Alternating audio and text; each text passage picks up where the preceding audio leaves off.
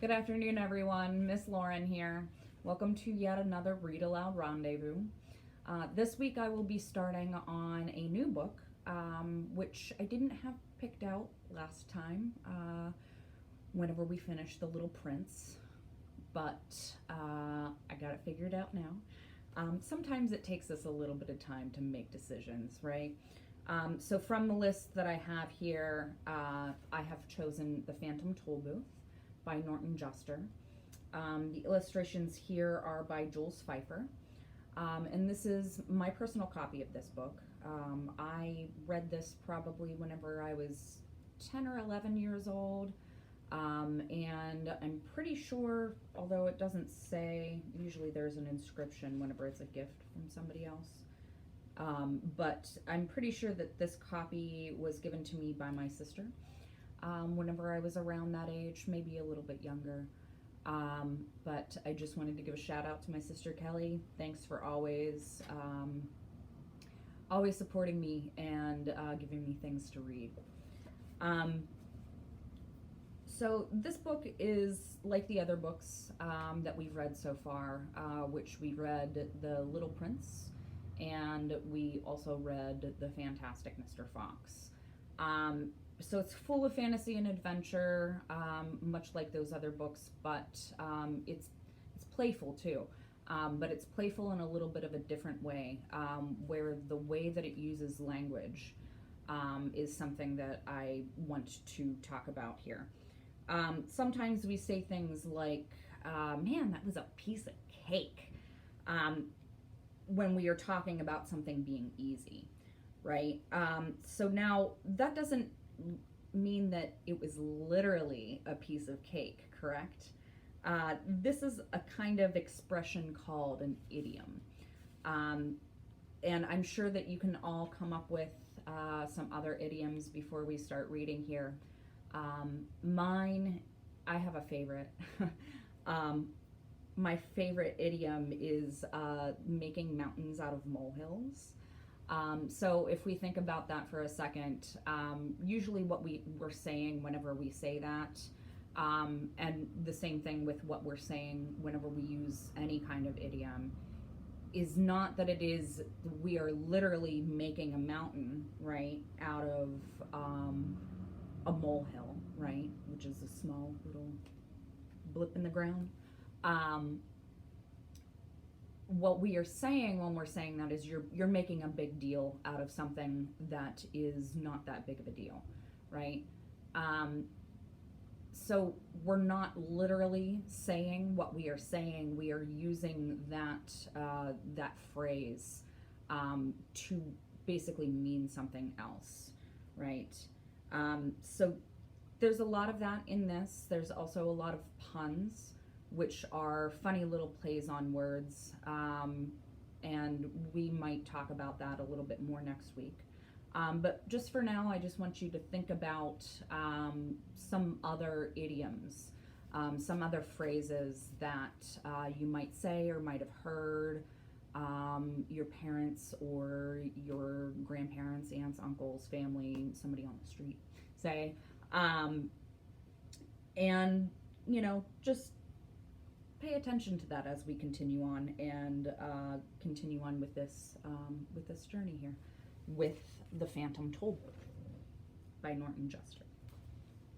Okay. So I'm sure that if you're a fan of fantasy books, you will often find maps that show, sorry, there was a big truck that just went past. You'll often find maps that are in the very front of the book that kind of show you what the world looks like, right? And we might be reading another book that is known for its maps later on as we continue with our Read Aloud Rendezvous. But today, let's just think about the Phantom Tollbooth.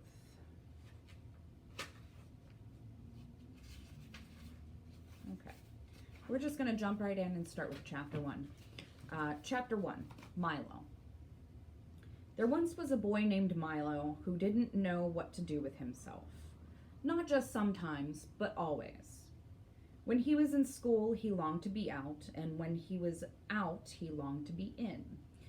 On the way, he thought about coming home, and coming home, he thought about going. Wherever he wished he were somewhere, wherever he was, he wished he were somewhere else. And when he got there, he wondered why he'd bothered. Nothing really interested him, least of all the things that should have. It seems to me that almost everything is a waste of time, he remarked one day as he walked dejectedly home from school. I can't see the point in learning to solve useless problems, or subtracting turnips from turnips, or knowing where Ethiopia is, or how to spell February. And since no one bothered to explain otherwise, he regarded the process of seeking knowledge as the greatest waste of time of all. And here we see Milo walking home from school. As he and his unhappy thoughts hurried along, for while he was never anxious to be where he was going, he liked to get there as quickly as possible. It seemed a great wonder that the world, which is so large, could sometimes feel so small and empty. And worst of all, he continued sadly, there's nothing for me to do, nowhere I'd care to go, and hardly anything worth seeing. He punctuated his last thought with such a deep sigh that a house sparrow singing nearby stopped and rushed home to be with his family.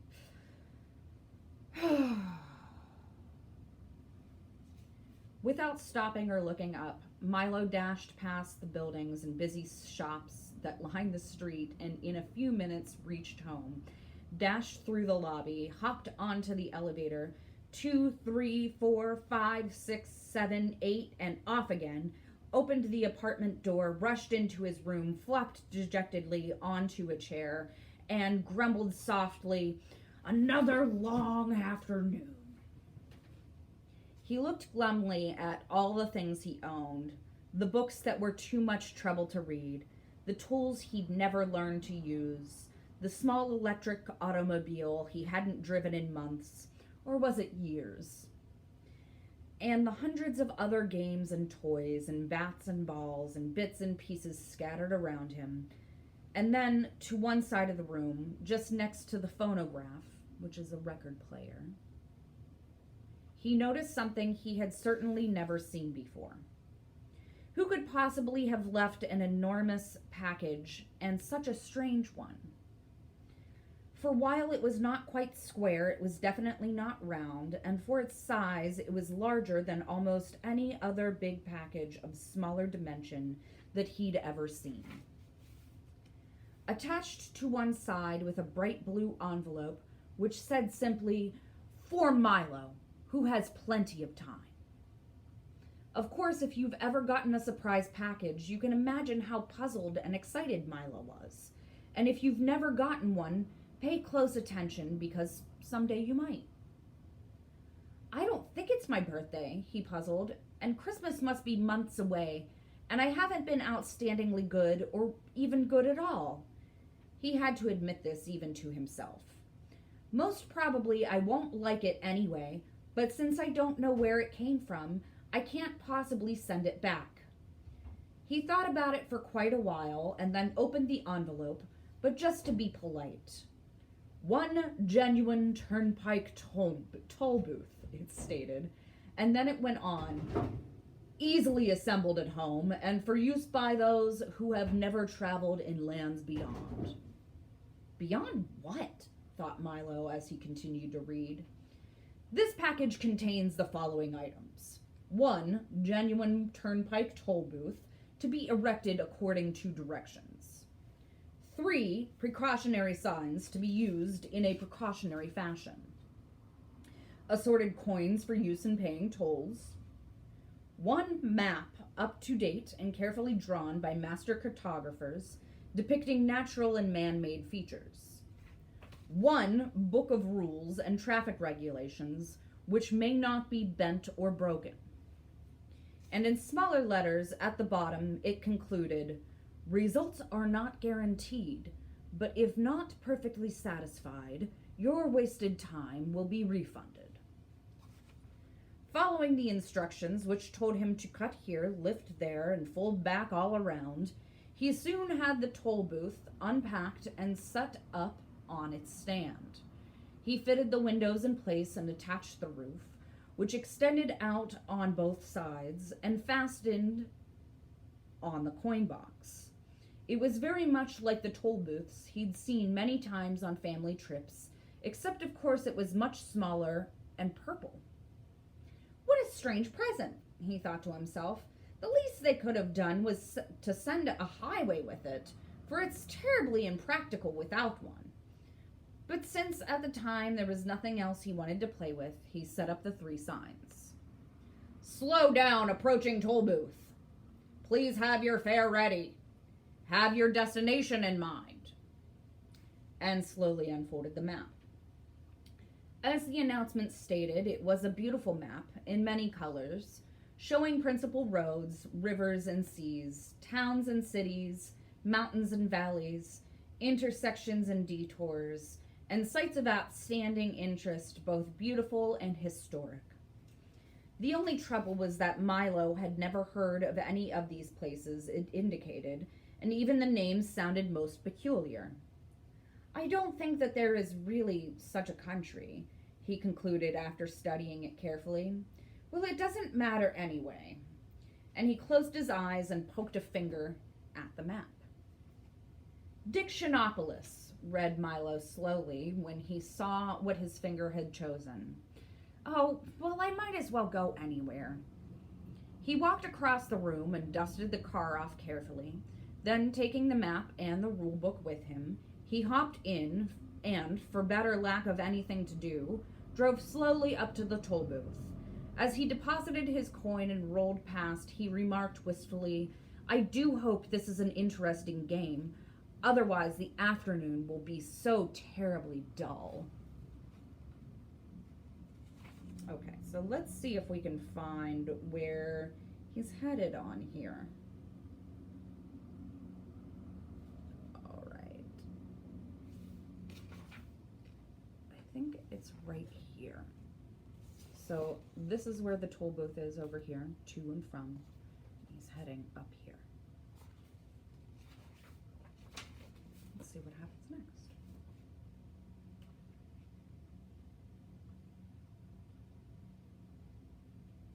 I lost my place. There we go. Chapter 2, Beyond Expectations. Suddenly he found himself speeding along an unfamiliar country highway, and as he looked back over his shoulder, neither the toll booth nor his room, nor even the house was anywhere in sight. What had started as make-believe was now very real. What a strange thing to have happen, he thought, just as you must be thinking now. This game is much more serious than I thought, for here I am riding on a road I'd never seen, going to a place I've never heard of, and all because of a toll booth which came from nowhere. I'm certainly glad that it's a nice day for a trip. He concluded hopefully, for, at the moment, this was the one thing he definitely knew. The sun sparkled, the sky was clear, and all the colors he saw seemed to be richer and brighter than he could ever remember. The flowers shone as if they'd been cleaned and polished, and the tall trees that lined the road shimmered in silvery green.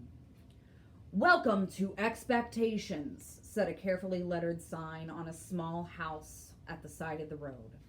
Information, predictions, and advice cheerfully offered. Park here and blow horn. With the first sound from the horn, a little man in a long coat came rushing from the house, speaking as fast as he could and repeating everything several times. My, welcome, welcome, welcome, welcome to the land of expectations, to the land of expectations, to the land of expectations. We don't get many travelers these days. We certainly don't get many travelers these days. Now, what can I do for you? I'm the weatherman. You see him right here? Is this the right road for Dictionopolis? Asked Milo, a little bowled over by the effusive greeting. And effusive means, if we can think about it in this context, what kind of greeting has he given? It's been a little bit much, right? extensive. Well now, he began. I don't know of any wrong road to Dictionopolis. So if this road goes to Dictionopolis at all, it must be the right road. And if it doesn't, it must be the right road to somewhere else, because there are no wrong roads to anywhere. Do you think it will rain? I thought you were the weatherman, said Milo, very confused. Oh no, said the little man. I'm the weatherman, not the weatherman. Weather or weather? So the way that it's spelled, the weatherman, it's Whether, not Weather.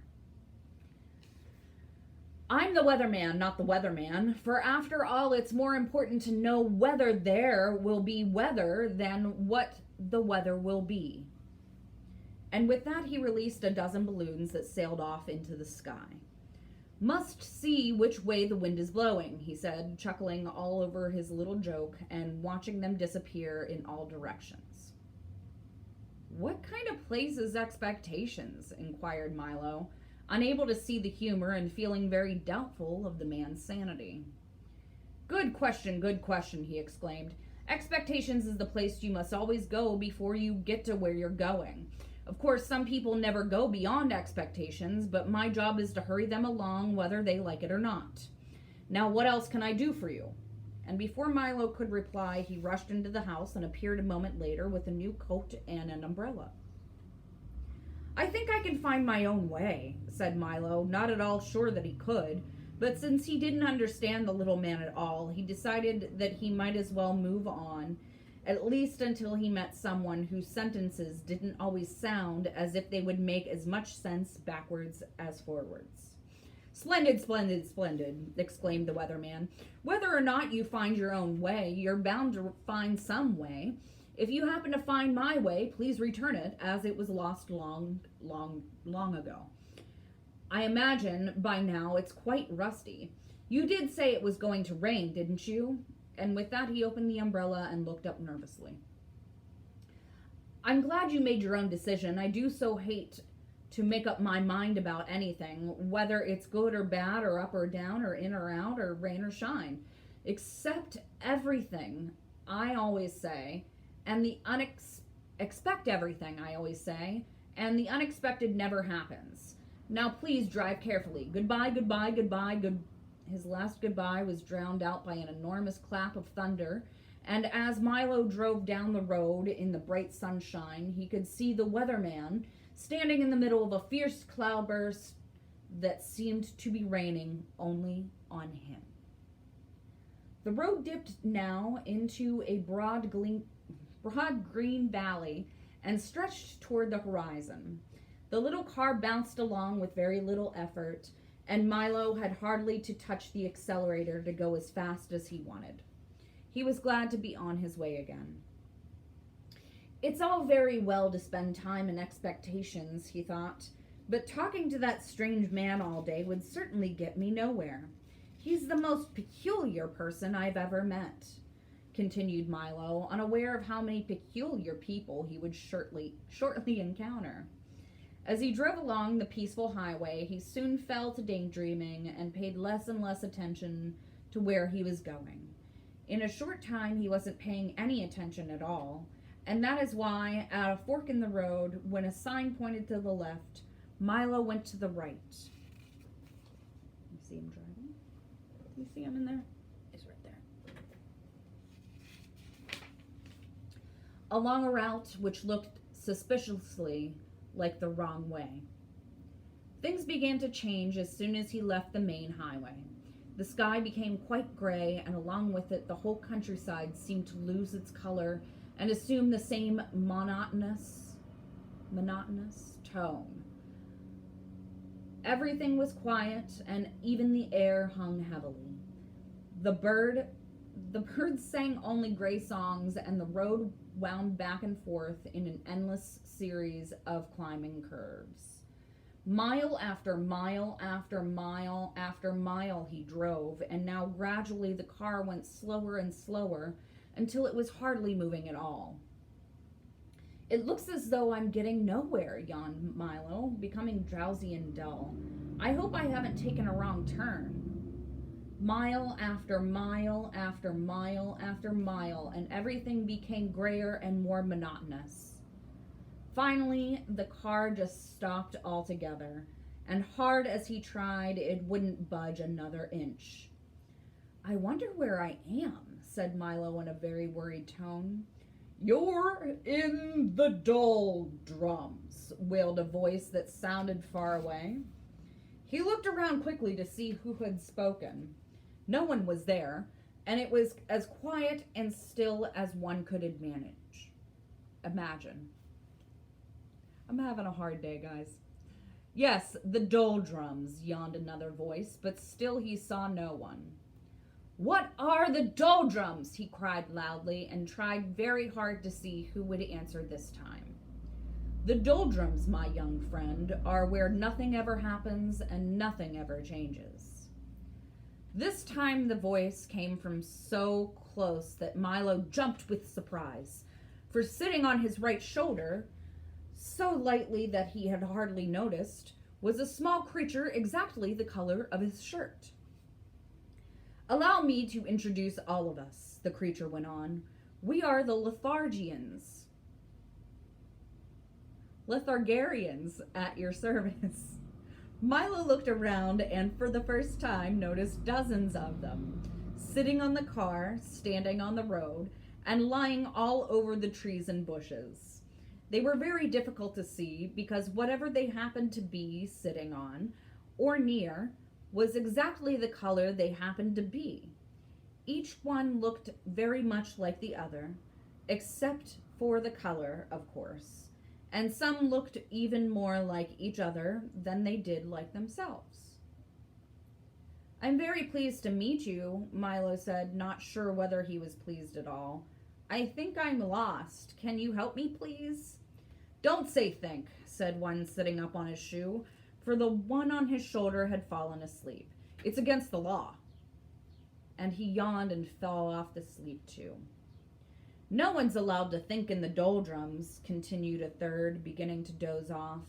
And as each one spoke, he fell off to sleep, and another picked up the conversation with hardly any interruption. Don't you have a rule book? It's local ordinance 175389J. Milo quickly pulled up the rule book from his pocket, opened to the page, and read Ordinance 175389J. It should be unlawful, illegal, and unethical to think of thinking, surmise, presume, reason, meditate, or speculate while in the doldrums. Anyone breaking this law shall be severely punished. Let me see. Milo and what is it? The Lethargarians.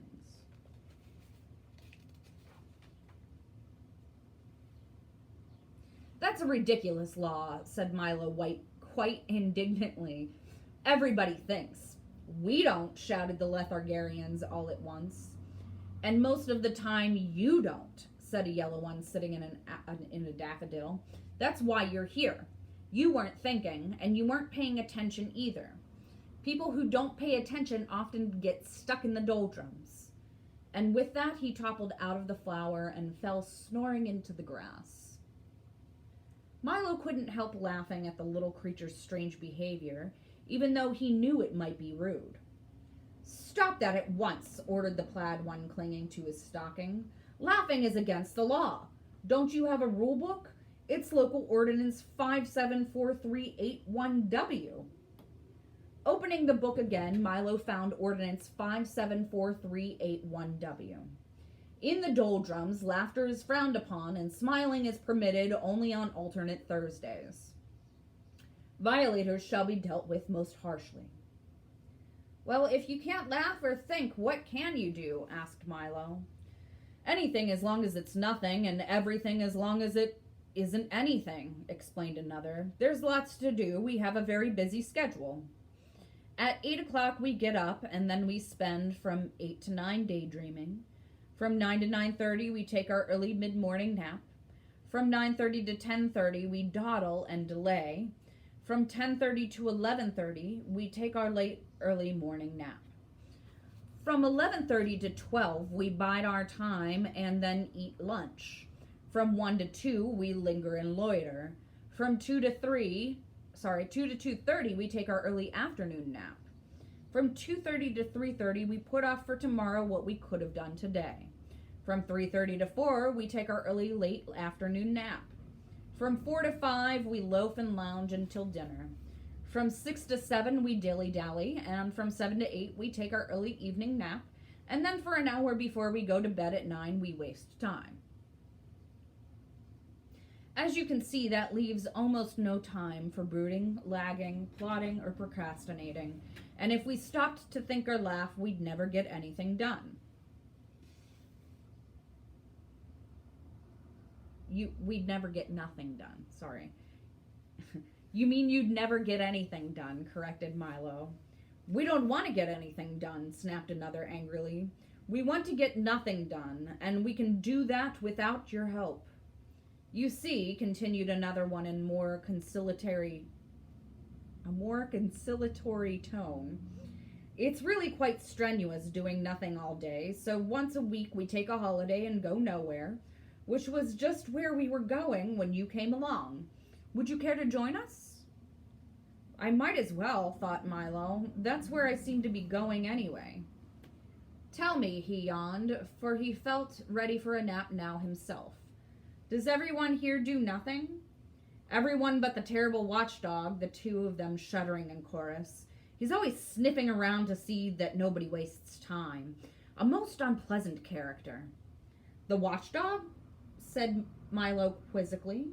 The watchdog, shouted another, fainting from fright, for racing down the road barking furiously and kicking up a great cloud of dust was the very dog of whom they had been speaking. See here? Run! Wake up! Run! Here he comes! The watchdog! Great shouts filled the air as the Lethargarians scattered in all directions and soon disappeared entirely. Roof! Exclaimed the watchdog as he dashed up to the car, loudly puffing and panting. Milo's eyes opened wide, for there in front of him was a large dog with a perfectly normal head, 4 feet and a tail, and a body of a loudly ticking alarm clock. Does that remind you of what's on the cover here? Yeah. What are you doing here? Growled the watchdog. Just killing time, replied Milo apologetically. You see, killing time, roared the dog so furiously that his alarm went off. It's bad enough wasting time without killing it. He shuddered at the thought. Why are you in the doldrums anyway? Don't you have anywhere to go? I was on my way to Dictionopolis when I got stuck here, explained Milo. Can you help me?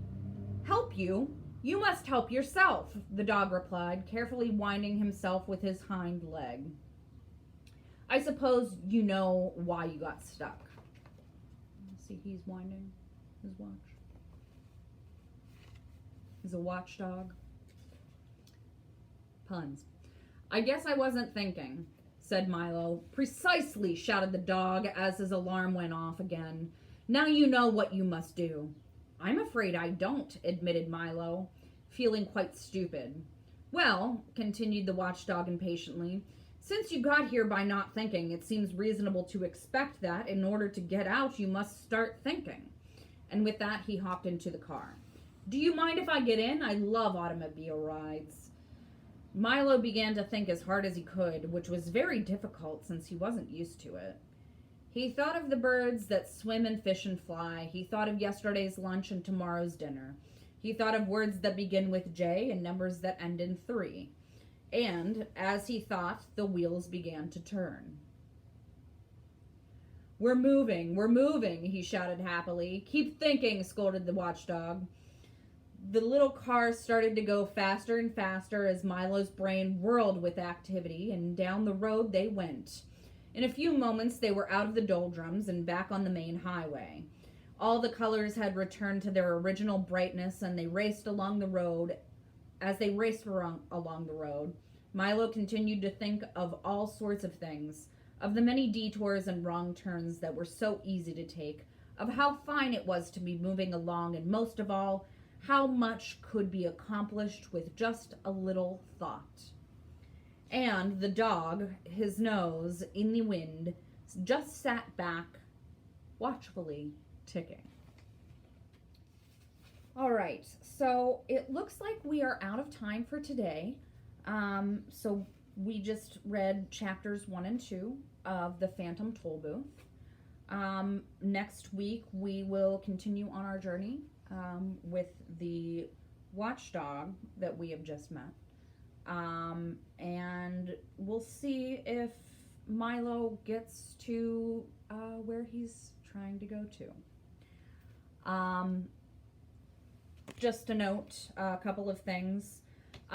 Miss Julie today, in this morning's story time, if you caught that, she has a coloring book that we will have available here, or we do have available here this afternoon at the library. So if you would like a copy of a coloring book, please give us a call.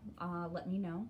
Our phone number is 814-587-2142. Miss Julie will also be having her read-along rendezvous on Thursday for ages 6 to 8, and that will be at 2 p.m., just like mine is on Tuesdays. Hers is on Thursdays. We are still doing summer reading, of course. I do want to mention that we have a couple of really great prizes this year. I know we haven't really talked about that because it's kind of been something that we've been working on. So I know that at the very least we do have some gift cards, a couple of $50 gift cards, and I know that there's at least one $100 gift card.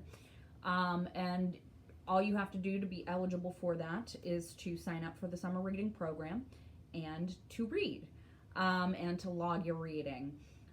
Again, we do have paper packets available if you are having trouble or are not interested in using the online reading tracker. The online version is at stone.readsquared.org. And if you want a paper copy, of course, do not hesitate to call us. Again, it's 814-587-2142. We are open for curbside service.